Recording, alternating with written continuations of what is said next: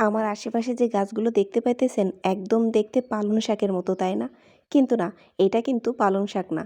এটি অনেক জায়গায় অনেক নামেই ডাকে, যেমন বন পালং, জংলি পালং, আরও অনেক কিছু। তবে ইংরেজিতে এর প্রচলিত নাম হচ্ছে কার্লি ডগ, ইয়েলো ডগ বা কার্ল ডগ নামে। অনেক জায়গায় এটিকে বন পালং বলে উল্লেখ করা হলেও আসল হচ্ছে বন পালং বা রুমেক্স ক্যারিপাস। বন পালং হলো ডেইজি পরিবারের মধ্যে ড্যান্ডেলিয়ন গোত্রের একটি এশিয়ান প্রজাতির উদ্ভিদ। এটি এশিয়ার বেশিরভাগ অঞ্চল জুড়ে বিস্তৃত।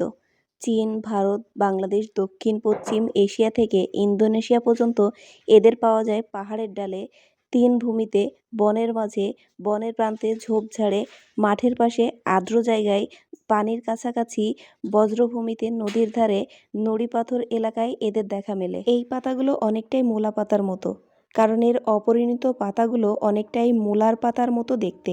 এছাড়াও নেপালে অনেক অঞ্চলে এটি মূলা পাত্তে বলে পরিচিত। তবে এক্ষেত্রে একটি আগ্রহ উদ্দীপক তথ্য দিয়ে রাখি, নেপালের অনেক অঞ্চলে এটি কিন্তু দুধ বা বন রা নামে পরিচিত। এটি একটি পাকস্থলী, যকৃৎ ও দৌর্লভ্য, মধুময়ে ইত্যাদি কঠিন রোগের ক্ষেত্রে ফলদায়ক। এছাড়াও এটি অনিয়মিত ঋতুর ক্ষেত্রেও বিশেষ উপকারী। কিন্তু আধুনিক বিজ্ঞানের সহায়তায় এটির নিরাময় ক্ষমতার সভ্যতা যাচাই করতে গিয়ে এর পরিচয় খোঁজার ক্ষেত্রে খুব সমস্যায় পড়া হয়েছে। বন পালংয়ের শেকড়টা একদম মাটি থেকে তরতাজা টেনে ওঠানো। এটার কিছু গুণাগুণ আছে, যেমন এটা হচ্ছে পাইলসের জন্য খুবই উপকারী। এটা পাইলস হলে শেকড়টা খাওয়া যায়, তবে এটা ডাক্তারের পরামর্শ অনুযায়ী যে কোনো কিছুর জন্য খাওয়ার আগে অবশ্যই ডাক্তারের পরামর্শ নিতে হবে। বন পালংয়ের ফুলগুলি সাধারণত শীতের শেষের দিকেই ফোটে। এই ফুলগুলি গুচ্ছ আকারে থোকায় থোকায় ধরে, দেখতে খুবই সুন্দর দেখায়, একদম মনে হয় পালং শাকের ফুলের মতো। এই বন পালংটা শুধু আগাছা হিসেবেই বেশিরভাগ মানুষের কাছে পরিচিত।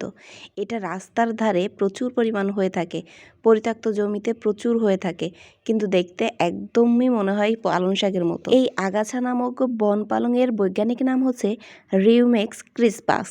এটার অনেক উপকারিতা আছে। এই পাতায় অক্সালিক নামক অ্যাসিড আছে, যেটা দূর করতে এটা গরম পানিতে সিদ্ধ করে নিতে হবে। পাতাগুলি তেতো হয়, এটাই ভিটামিন এ এবং ভিটামিন সি আছে, এবং এটা ভালো আয়রনে পরিণত।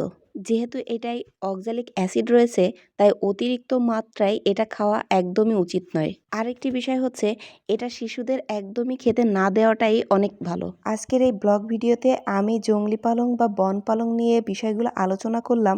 আপনাদের যদি ভালো লেগে থাকে এই উদ্ভিদের ভেষজ গুণাগুণ নিয়ে, অবশ্যই নেক্সট ভিডিও পেতে আমার পেজটিতে একটি ফলো দিয়ে রাখবেন। এবং প্রকৃতির এই ভেষজ গুণাগুণ উদ্ভিদ সম্পর্কে জানতে পেরে যদি ভালো লেগে থাকে অবশ্যই টাইমলাইনে রেখে দিবেন।